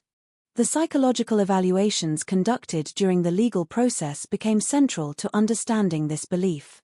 Experts examined how two children could come to accept an idea that was not based in reality and how mental health issues influenced their thinking and decision-making. However, understanding the motive did not lessen the seriousness of what happened. On that day, Payton was attacked by two people she considered friends. She was left injured in a wooded area, and the immediate question became whether she would survive. What happened next became one of the most significant parts of the case: Payton's actions after the attack. Despite her injuries, she managed to move away from the area and eventually reached a location where she could be found. A passing cyclist discovered her and contacted emergency services. That intervention was critical. Medical responders arrived, and Payton was transported for urgent treatment. The fact that she survived was remarkable. Medical professionals later treated injuries that could have been fatal, and her recovery required significant medical care. For investigators, the attack created an urgent need to understand exactly what had happened. At first, the priority was not only identifying those responsible but ensuring that the circumstances leading up to the discovery of the injured girl were understood. The statements collected, evidence recovered, and interviews conducted over the following hours would begin to reveal a case unlike anything many investigators had previously encountered. As news of the incident spread, the public reaction was immediate. The involvement of children, the connection to an online fictional character, and the suburban setting all contributed to widespread shock. Many people struggled to understand how such an event could occur. But the investigation that followed would show that the reality was more complicated than the first headlines suggested. The case was not about a fictional character coming to life. It was about real people, real psychological struggles, and real consequences. The events of that day would lead to years of legal proceedings, mental health evaluations, and public debate about childhood, responsibility, and the influence of the digital world. Before any of those questions could be addressed, investigators first had to answer the most immediate ones. What exactly happened in those woods? How did Peyton survive? And how did the truth begin to emerge? Those answers would come through the first responders, the evidence left behind, and the decisions made in the hours after the attack. In the immediate aftermath of the attack, the details that investigators uncovered began to transform what initially appeared to be a frightening but unclear emergency into a complex criminal investigation. When Peyton Leutner was discovered, the priority was survival. Emergency responders were faced with a critically injured child who needed immediate medical attention. The first moments after a violent incident are often filled with uncertainty, determining what happened, identifying possible threats, and making sure the victim receives care as quickly as possible. For Peyton, those moments were defined by extraordinary circumstances. Despite suffering severe injuries, she had managed to move from the wooded area to a location where another person could find her. That decision, made while she was alone and injured, became one of the key reasons the case did not end with a disappearance. As medical professionals treated her, law enforcement began the process of determining how she had ended up there. At first, investigators had limited information. They knew they had found a young girl who had suffered a serious attack, but they did not yet know who was responsible or what had motivated it. The wooded area where she was found became an important part of the investigation, but detectives also needed information from witnesses, surveillance footage, and conversations with people connected to the victim.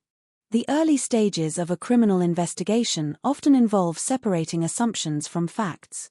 In a case that immediately attracted public attention, there was a strong temptation to search for a simple explanation. However, investigators had to work through evidence carefully, following what could be confirmed rather than what people believed might have happened. As detectives began interviewing individuals connected to Peyton, they eventually focused their attention on Morgan Geezer and Anissa Weier. The statements provided by the two girls introduced a motive that investigators found deeply unusual. They described their belief that Slender Man was real and that the attack was connected to that belief. Those statements immediately raised questions about their understanding of reality and their mental state. For investigators, the challenge was not only determining what the girls had done, but also understanding why they believed they needed to do it.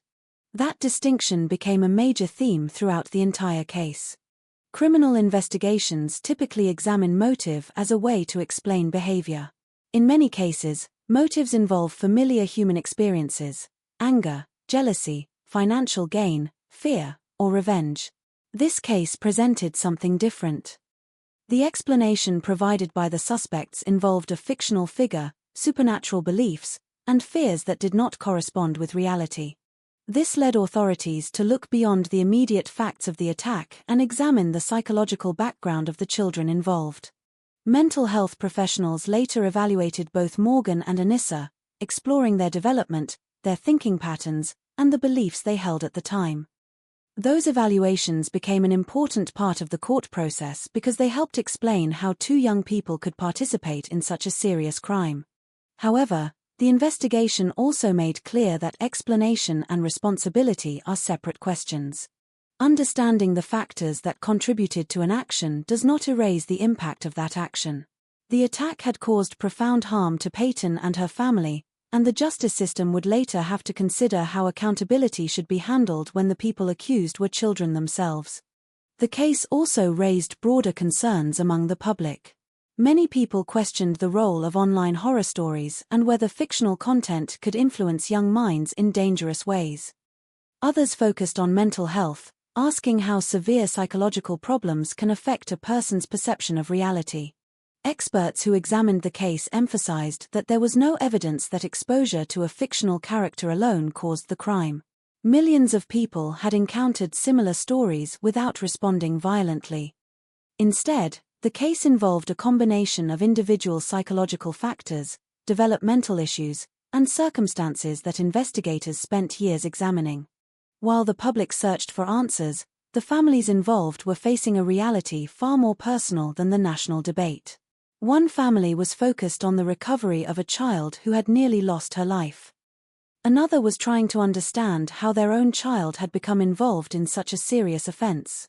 The investigation would continue for months and eventually years, but the first critical questions had already begun to receive answers. A victim had survived. 2 suspects had been identified. And a community was left trying to understand how a story that began on the internet had become connected to a real event with real consequences. The next stage of the case would move from the location where Peyton was found to the evidence collected by investigators, the statements, physical evidence, and discoveries that would reveal how the truth began to come together. As investigators continued reconstructing the events of May 31, 2014, one of the most difficult parts of the case was understanding the gap between the normal appearance of the day and the decisions that followed. To the outside world, the 3 girls were children spending time together. They were not strangers brought together by chance, nor were they people with a history of adult conflicts or criminal behavior. They were classmates and friends whose relationship had developed within the ordinary environment of school, conversations, and shared interests. That reality made the case especially difficult for those who investigated it. Many crimes begin with recognizable warning signs, escalating disputes, threats, previous violence, or obvious motives. This case did not follow that familiar pattern. Instead, investigators found themselves examining the thoughts, beliefs, and psychological conditions that existed beneath the surface of everyday interactions. During interviews after the attack, Morgan Geezer and Anissa Weier described beliefs that became central to the investigation. They stated that they feared consequences from Slender Man and believed that carrying out the attack was necessary. These statements were later examined by mental health professionals who evaluated how the girls understood reality at the time. The investigation did not treat those beliefs as a supernatural explanation. Instead, authorities examined them as evidence of the suspect's mental state. This distinction became one of the defining aspects of the case. The question was not whether Slender Man existed, he did not, but rather why 2 children believed that he did, and how those beliefs influenced their actions.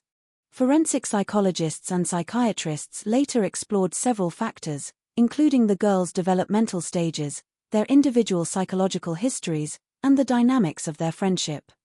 Their evaluations became a significant part of the legal process because the court needed to consider not only what happened but also the mental conditions surrounding it. Meanwhile, Peyton's recovery continued away from the public attention surrounding the investigation. While detectives worked to understand the circumstances of the attack, medical professionals focused on helping her heal. Her survival had already become a crucial turning point in the case. Had she not been able to move to a location where she could be discovered, the investigation and the lives of everyone involved might have followed a very different path. Her ability to survive also meant investigators had something essential in violent crime cases, a living witness who could help provide information about what had occurred. The process of gathering that information required sensitivity. Investigators were speaking with children who had experienced or participated in a traumatic event. The goal was to establish a clear timeline while understanding that each person involved was processing the situation in a different way. As more information emerged, the initial shock surrounding the case began to give way to a more complicated reality. The story was not simply about an internet character, and it was not simply about a crime committed by children. It became a case study in the difficult intersection between juvenile behavior, mental health, online culture, and the responsibilities of the justice system. The public response was intense because the case challenged many assumptions. People struggled with the idea that children could become involved in such a serious crime.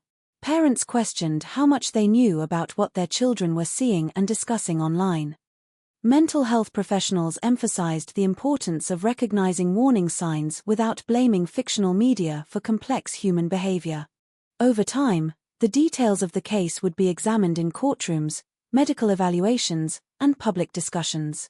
Each new piece of information added another layer to a story that initially seemed impossible to understand. But before those larger questions could be debated, investigators still had to complete the most basic task of any criminal investigation: determining exactly what evidence remained, what witnesses knew, and how the events of that day could be reconstructed step by step. The answers would come from the scene itself, from the people who discovered Peyton, and from the evidence collected in the hours and days after the attack.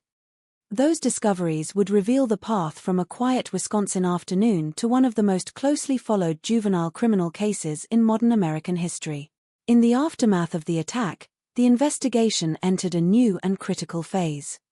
The immediate urgency of saving Peyton Leutner's life was followed by a different kind of urgency: understanding what had happened, identifying those responsible, and preserving the evidence that could explain how a quiet morning in Waukesha had turned into a criminal investigation.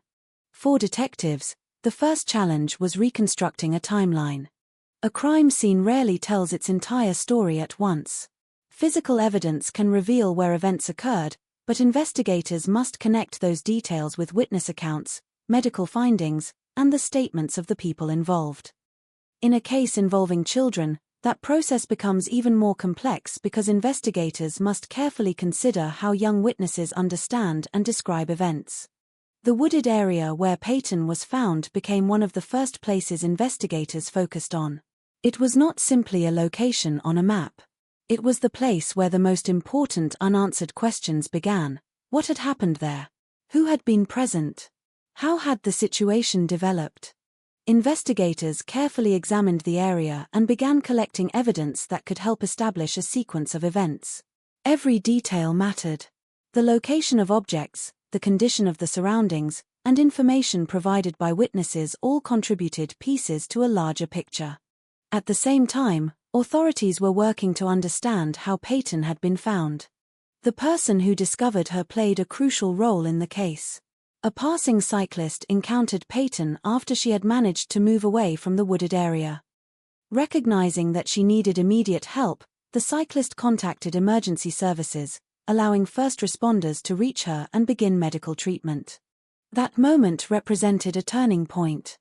Without that discovery, investigators later acknowledged, the outcome could have been very different. The fact that Peyton was found alive gave law enforcement the opportunity to investigate what happened and gave the medical team a chance to save her life. As detectives began interviewing Peyton, they started gathering information about the events leading up to the attack. Her account provided investigators with important details about the people involved and the circumstances that brought her to the location. Those interviews helped shift the investigation from an unknown assault into a case involving people who were connected to the victim. Investigators soon learned that the attack was not a random encounter with a stranger. The people involved knew one another. That discovery changed the direction of the investigation entirely. In many criminal cases, detectives initially look for unknown suspects, examining possible motives and connections. Here, the investigation moved toward understanding a relationship between 3 children and what had happened within that friendship. The statements collected during the early investigation raised additional questions.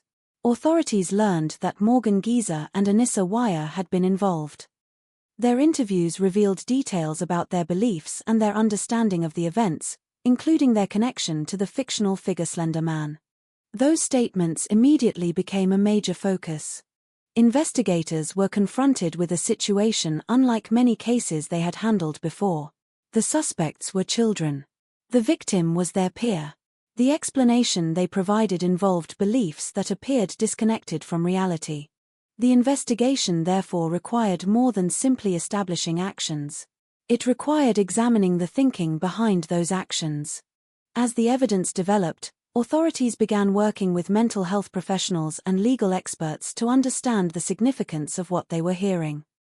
The question was not only what had happened in the woods, but what circumstances had led two children to believe that such an act was necessary. The discovery phase of the investigation transformed the case from a local emergency into a national story. News organizations across the country began reporting on the unusual circumstances, and the name Slender Man quickly became associated with the case.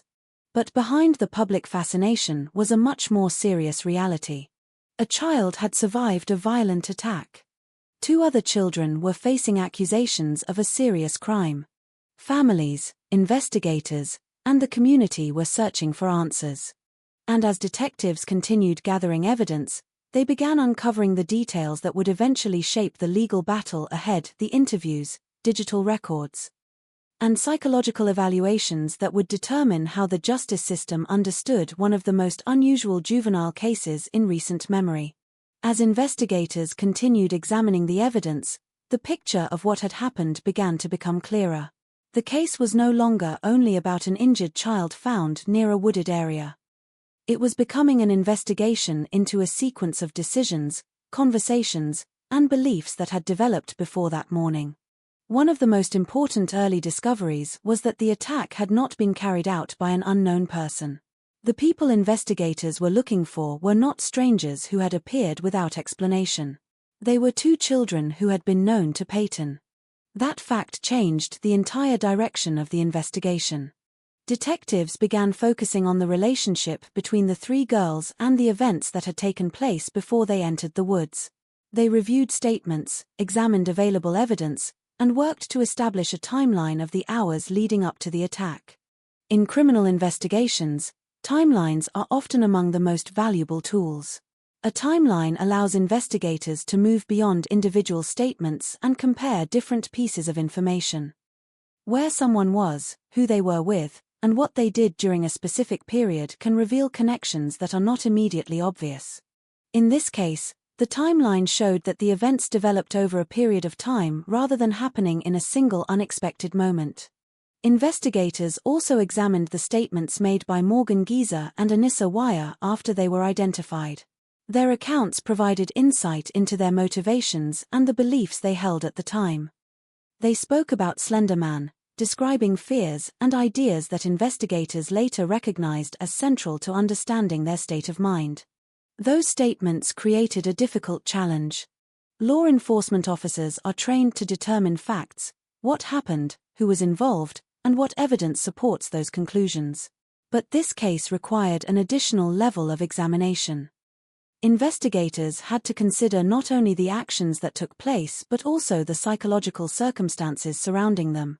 The involvement of mental health professionals became essential.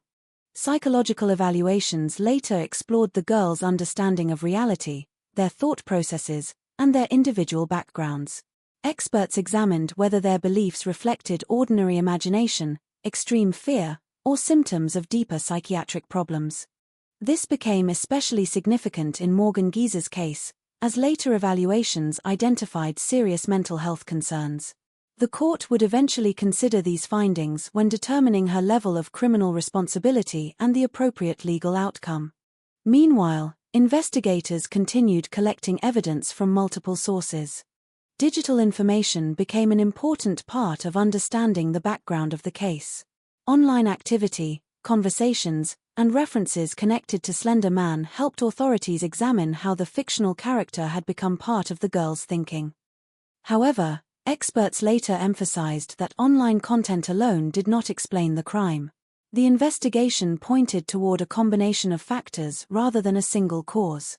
This distinction became one of the most debated issues surrounding the case. When the public first heard about the connection to Slender Man, many people focused on the fictional character itself. The idea that an internet creation could become linked to a real-world crime was shocking and unfamiliar.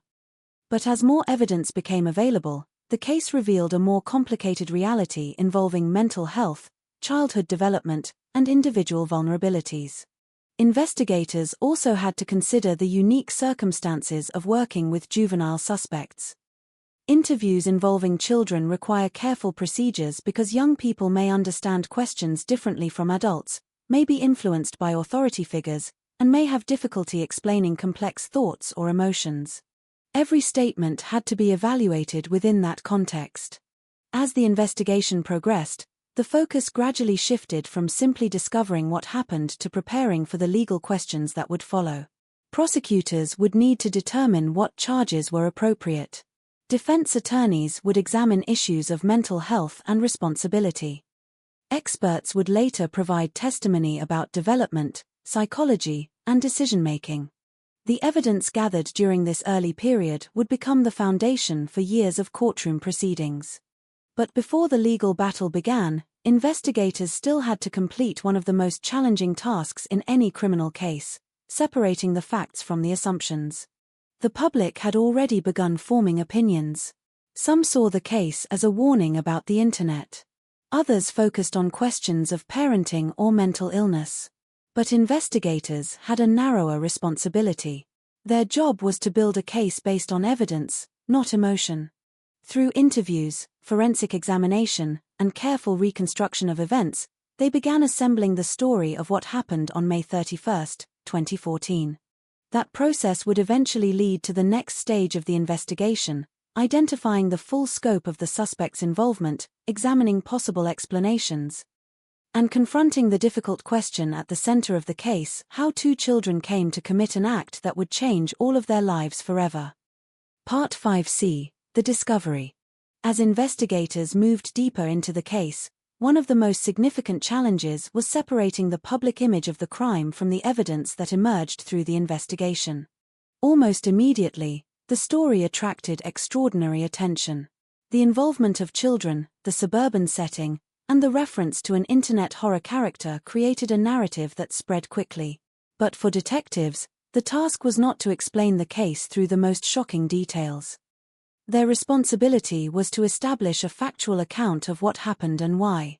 The investigation continued through careful interviews and evidence collection. Detectives spoke with people connected to the girls, reviewed the circumstances surrounding the day, and examined information that could help explain the decisions made before and after the attack. One of the key discoveries was that the events leading to the crime had involved planning and communication between Morgan Geezer and Anissa Weier. This changed the way authorities approached the investigation. Rather than viewing the incident as a sudden act without preparation, they began examining the conversations, beliefs, and relationship dynamics that existed beforehand. Understanding that background became essential. When investigators looked at the statements given by the two suspects, they found that both girls described fears connected to Slender Man. Their belief that this fictional character was real became a central part of the case.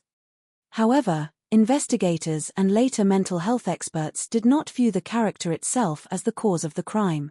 Instead, they examined a much more complicated question: why did these children accept a fictional idea as reality, and what personal factors influenced the way they interpreted that belief? That question would remain central throughout the legal proceedings. The investigation revealed that the case involved more than a discussion about internet content. It involved the psychological development of children, the impact of severe mental health symptoms, and the way young people can influence each other. Experts later explained that millions of people encounter frightening fictional stories online without committing violent acts. The circumstances of this case involved additional factors that made the situation highly unusual. Another important part of the investigation was understanding the role of the friendship between the girls. At 12 years old, friendships can have a powerful influence. Children and early adolescents often seek acceptance from peers and may be strongly affected by the opinions and fears of those around them. In this case, investigators examined how the relationship between Morgan and Anissa developed and how their shared beliefs affected their decisions. This did not provide a simple explanation, but it helped create a clearer picture of the circumstances. Meanwhile, the recovery of Peyton remained a central concern. While investigators worked to understand the crime, medical professionals and her family focused on her survival and healing.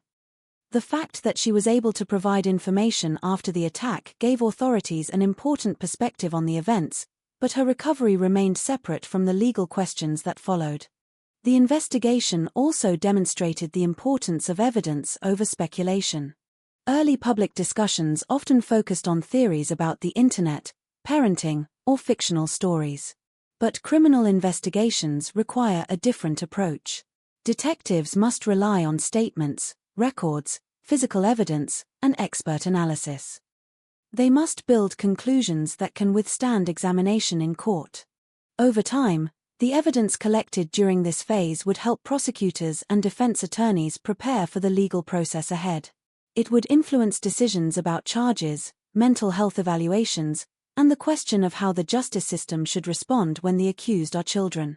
The discovery phase of the case therefore became more than a search for a suspect. The suspects had been identified relatively quickly. The larger challenge was understanding the circumstances surrounding their actions. By the end of this stage, investigators had established the foundation of the case. A victim had survived and provided crucial information. 2 young suspects had been identified. Evidence suggested planning rather than an accidental confrontation. And the central questions had shifted from who was responsible to how and why did this happen. Those questions would lead the investigation into its next phase, where authorities examined possible explanations, reviewed the backgrounds of those involved, and began confronting the difficult realities behind one of the most unusual juvenile criminal cases in modern American history. Once investigators had identified Morgan Geezer and Anissa Weier as suspects, the nature of the case changed dramatically. The immediate uncertainty surrounding who was responsible had been resolved, but a much more complicated investigation was beginning. In many criminal cases, identifying a suspect is only the beginning. Detectives must still determine the full sequence of events, establish intent, understand motivation, and collect evidence that can explain not only what happened but why it happened. In the Waukesha case, those questions were especially difficult because everyone involved was a child. Investigators were not examining the actions of adults with years of experience making independent decisions. They were examining the behavior, beliefs, and relationships of 12-year-olds. Every conversation, every statement, and every piece of evidence had to be considered within the context of childhood development and psychological understanding. As detectives continued their work, they began reconstructing the relationship between Morgan and Anissa. The investigation looked at how the 2 girls interacted with each other, how their shared beliefs developed, and how those beliefs influenced the choices they made before the attack. Their statements became one of the most important parts of the investigation. When questioned by authorities, both girls spoke about Slender Man and described fears connected to the fictional character. These statements immediately drew attention because they appeared to show that the girls believed they were responding to a threat that did not actually exist. For investigators, this raised a complex issue. A person's stated belief can reveal important information about their mental state, but investigators must still determine how that belief developed and whether it reflects ordinary imagination, misunderstanding, or a deeper psychological problem. That distinction became a major focus of the case. Mental health professionals were brought in to evaluate the girls and provide insight into their thoughts, behavior, and understanding of reality. These evaluations would later become central in court, particularly because the defense teams argued that mental health conditions played a significant role in what happened. Morgan Geezer's evaluations revealed serious psychiatric concerns, including symptoms consistent with early-onset schizophrenia. Experts examined whether those symptoms affected her ability to understand reality and whether she could be held legally responsible under the standards required by the justice system. Anissa Weier's psychological evaluations also became part of the legal discussion.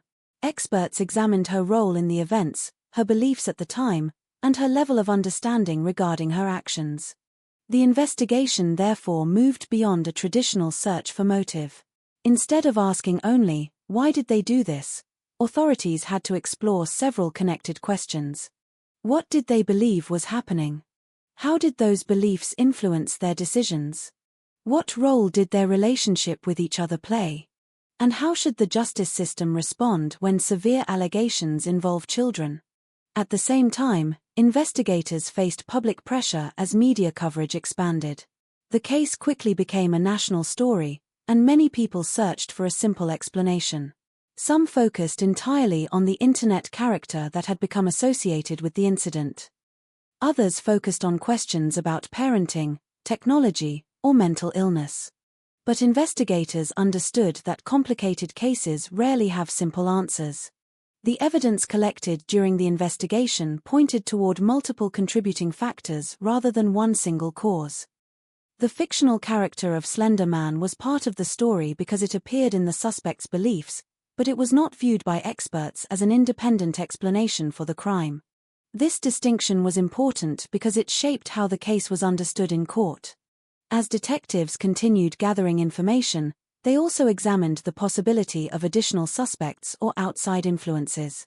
However, the investigation ultimately centered on Morgan and Anissa as the individuals responsible for the attack. The focus then shifted toward preparing the evidence for the legal process. Every interview, evaluation, and piece of evidence would eventually be reviewed by attorneys, judges, and experts. Prosecutors would argue about accountability and public safety. Defense attorneys would present arguments about mental health and the circumstances surrounding the girl's actions. The investigation had moved from the question of what happened to the far more difficult question of responsibility.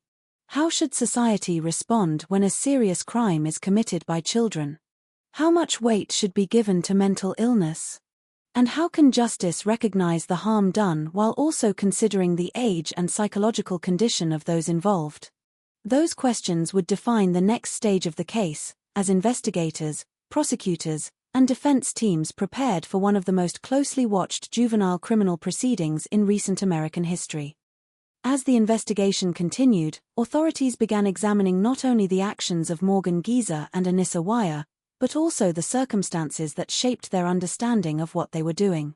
The public wanted a clear explanation. Many people expected investigators to find one defining factor, a single website, a single conversation, or a single moment that could explain everything. But the evidence gathered over time revealed something far more complicated.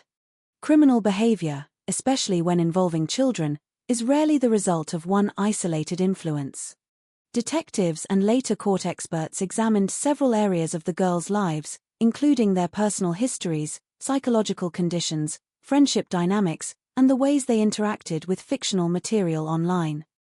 Each piece of information added context, but no single detail provided a complete answer. The investigation found that both Morgan and Anissa had become deeply involved with stories and discussions surrounding Slender Man. They encountered the character through online content and developed beliefs connected to those stories. However, investigators and mental health professionals emphasized that exposure to horror fiction alone does not explain violent behavior. The larger issue was how those ideas interacted with existing vulnerabilities. For Morgan Geezer, psychiatric evaluations became one of the most important elements of the case. Experts examined her mental health history and her understanding of reality. They found evidence of serious mental health symptoms that affected the way she interpreted the world around her. The evaluations suggested that Morgan's beliefs were not simply an example of a child enjoying a frightening story. Experts described symptoms indicating a significant break from reality, which became central to later legal decisions regarding her responsibility. Anissa Weier's role was examined differently. Investigators and experts looked at her relationship with Morgan, her own beliefs, and the extent to which she participated in the planning and attack. Her defense later focused on questions surrounding her mental state and whether she fully understood the consequences of her actions. The differences between the two girls became a major issue during the legal process. Although they had participated in the same event, the justice system was required to examine them as individuals. Their backgrounds, psychological evaluations, and levels of responsibility were not identical. This was one of the most challenging aspects of the case. The investigation also highlighted the difficulty of working with juvenile suspects. Children may describe events differently from adults. Their understanding of consequences, fear, loyalty, and authority can be shaped by their age and emotional development. Detectives conducting interviews had to consider these factors carefully. They were not simply collecting statements, they were trying to understand how two children had arrived at a belief system that led to a serious crime. The case also led investigators to examine digital evidence. Online activity became part of the broader effort to understand the timeline and the development of the girls' beliefs. But experts repeatedly warned against the assumption that the internet alone created the situation. Millions of young people encounter fictional horror content online. The vast majority recognize it as entertainment. The circumstances surrounding this case involved additional psychological and personal factors that made the situation highly unusual. As evidence accumulated, the investigation began moving toward the legal questions that would define the next stage. Because the girls were 12 years old, prosecutors had to decide how the case should proceed under Wisconsin law. The severity of the allegations meant the possibility of adult criminal proceedings became a major issue. This decision reflected a broader national debate about juvenile justice. When children commit serious crimes, the legal system faces a difficult balance. It must consider the harm experienced by victims and communities while also recognizing that children are still developing emotionally, socially, and psychologically. The Waukesha case became part of that larger conversation. Supporters of adult prosecution argued that the seriousness of the attack required strong accountability. Others argued that children with severe mental health issues should be approached through treatment and rehabilitation rather than punishment designed primarily for adults. Both perspectives reflected genuine concerns, and the courts would spend years examining these competing ideas. By this point in the investigation, the mystery surrounding the basic facts had largely been resolved. Authorities knew who was involved and what had occurred. The remaining questions were much more difficult. What level of responsibility did each girl carry? How did mental illness affect their decision-making? And what would justice look like in a case where the accused were children and the victim was also a child? Those questions would move from the investigation room into the courtroom, where attorneys, experts, and judges would begin the next chapter of the case. As the investigation moved forward, the case began to reveal a difficult reality. Discovering the facts was only one part of the challenge. The greater challenge was determining how those facts should be understood. By this stage, law enforcement had established the central timeline. Peyton Leutner had survived an attack. Morgan Geezer and Anissa Weier had been identified as responsible. Statements, interviews, and evidence had provided investigators with a clearer picture of what occurred. But the question that remained was far more complicated than simply determining who had committed the act. The investigation now focused on responsibility, intent, and mental state. In criminal cases, intent often plays a crucial role. Prosecutors must consider whether a person understood their actions, whether they planned them, and whether they recognized the consequences of what they were doing. When the individuals involved are children, those questions become even more complex. A 12-year-old does not think, process emotions, or understand consequences in the same way as an adult. At the same time, the seriousness of the harm caused cannot be ignored simply because of age. This tension would become one of the defining issues throughout the legal process. Investigators continued examining the backgrounds of both girls, looking for information that could help explain their behavior. They reviewed their personal histories, their interactions with each other, and the beliefs they described after the attack. Mental health professionals later examined whether those beliefs reflected ordinary childhood imagination or something more serious. The evaluations became especially important because they offered insight into a question that investigators alone could not answer: what was happening inside the minds of the children involved? For Morgan Geezer, experts identified significant psychiatric concerns. Evaluators found symptoms that affected her perception of reality, and these findings later played a major role in determining her legal responsibility. The case involving Anissa Weier required a separate examination. Although she was involved in the same incident, the court considered her individual role, her mental state, and her understanding of the situation. The justice system treated the two cases separately because responsibility is not determined only by participation, it also depends on personal circumstances and psychological factors. This individual approach became an important part of the proceedings.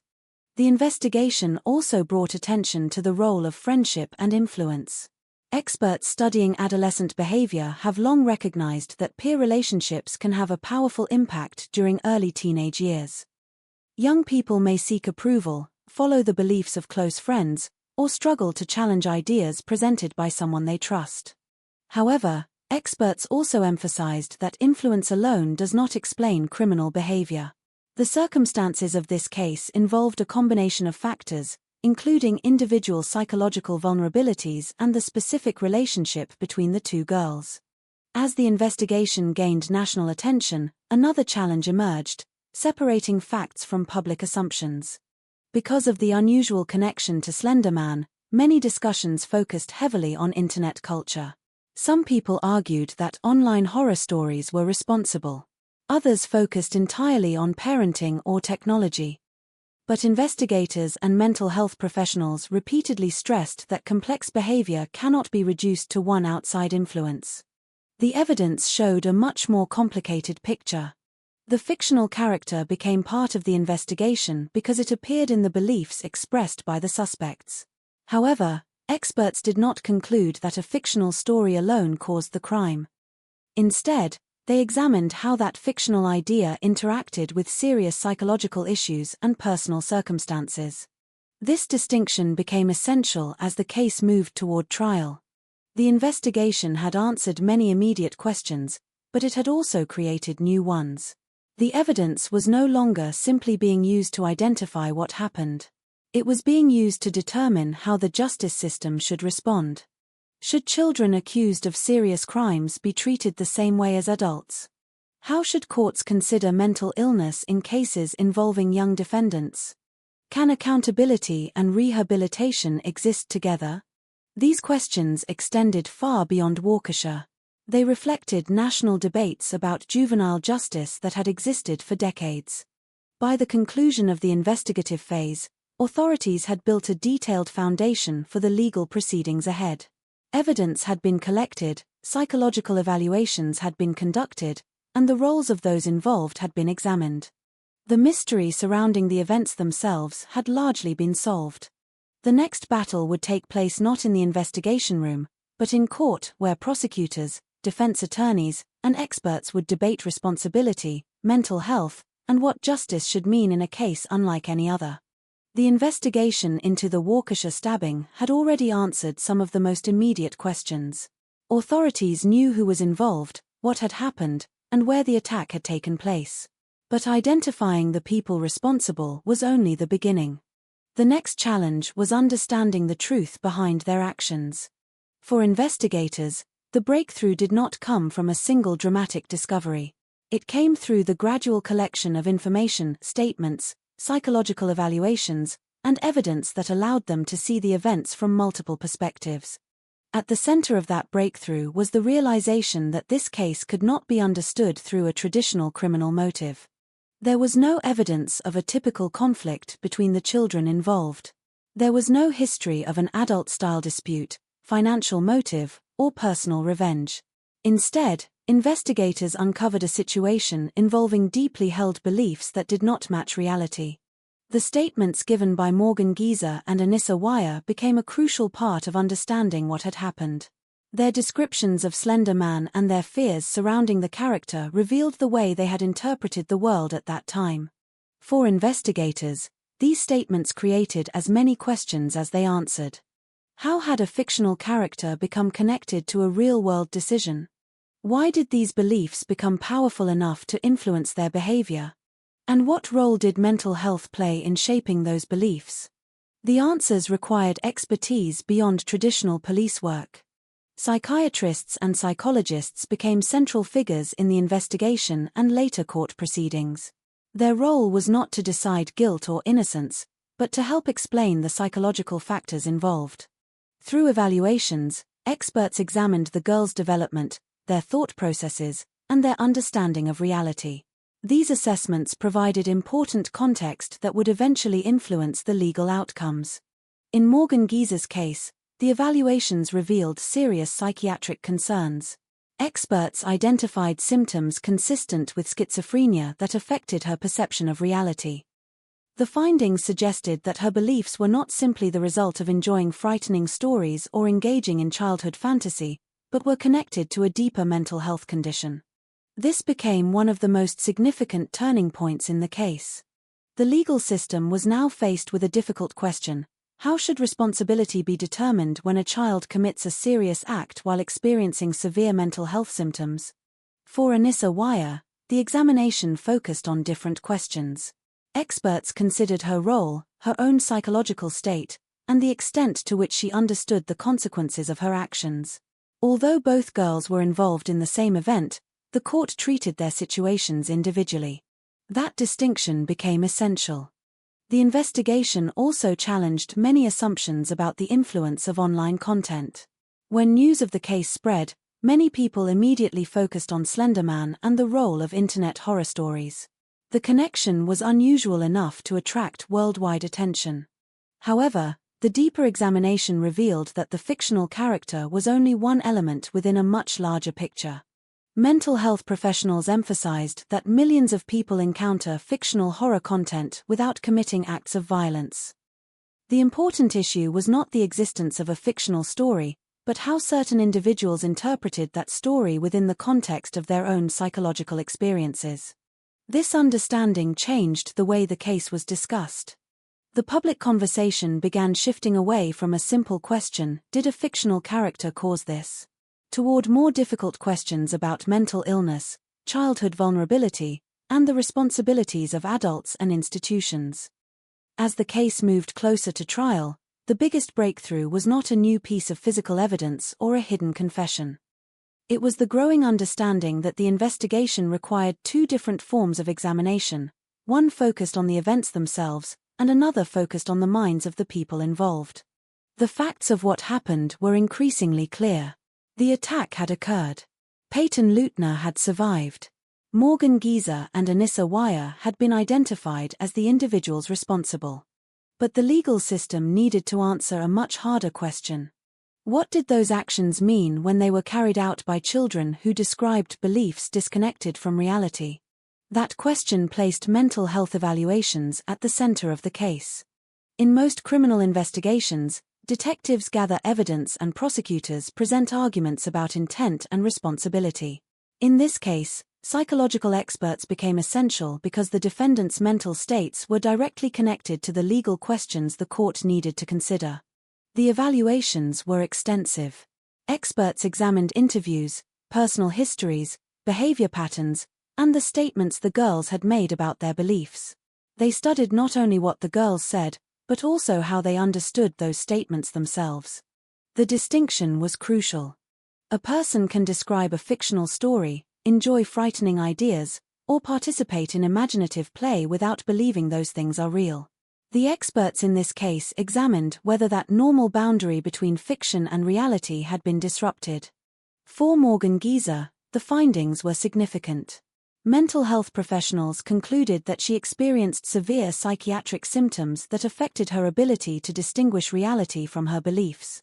These findings would later influence the court's decision regarding her criminal responsibility. The evaluation of Anissa Weier followed a different path. Experts examined her role, her thought process, and her understanding of the consequences of her actions. The court considered her individual circumstances rather than assuming that both defendants shared the same level of responsibility. This became one of the defining aspects of the case. Two children involved in the same crime could have very different psychological experiences and legal outcomes. The investigation also revealed the importance of timing. By the time authorities understood the extent of the psychological issues involved, public attention had already shaped the way many people viewed the case. Headlines often focused on the unusual connection to Slender Man, creating a powerful image that was easy to remember but difficult to fully explain. Behind that image was a much more complicated reality.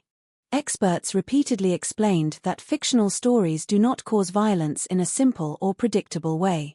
Millions of people encounter horror fiction, online myths, and disturbing stories every day without responding with criminal behavior. The case involved additional factors that made it unique. The breakthrough came when investigators and experts stopped searching for one simple cause and began examining how multiple factors interacted. The online world, personal vulnerabilities, mental health, and the relationship between the girls all became pieces of a larger picture. This approach changed the public understanding of the case. Instead of asking only, what influenced them? investigators began asking deeper questions. How did their beliefs develop? How did they reinforce each other's fears? How did age and psychological development affect their decisions? And how should society respond when children commit serious harm while experiencing complex mental health issues? These questions would become the foundation of the courtroom arguments that followed. The prosecution viewed the attack as a serious planned act that required accountability.